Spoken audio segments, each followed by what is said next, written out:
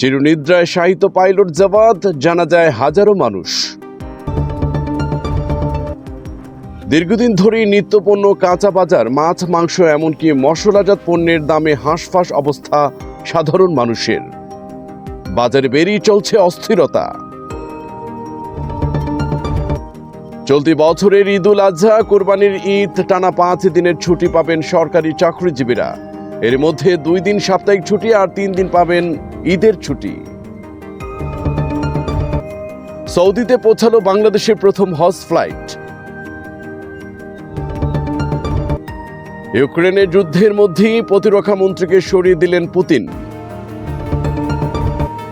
100 million পাউন্ডে সালাহর বিকল্প আনছে Liverpool.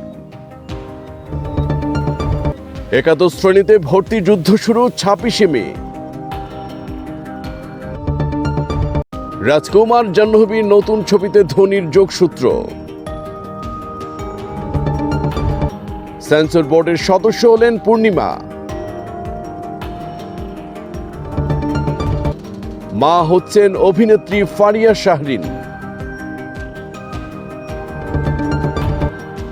গোপন অভ্যেসের কথা ফাঁস করলেন তামান্না। পোস্টে তামান্না লিখেছেন, আমার একটা খারাপ অভ্যেস আছে, আমি সবাইকে বলি যে আমি সবসময় যে কোনো কিছুর জন্য প্রস্তুত।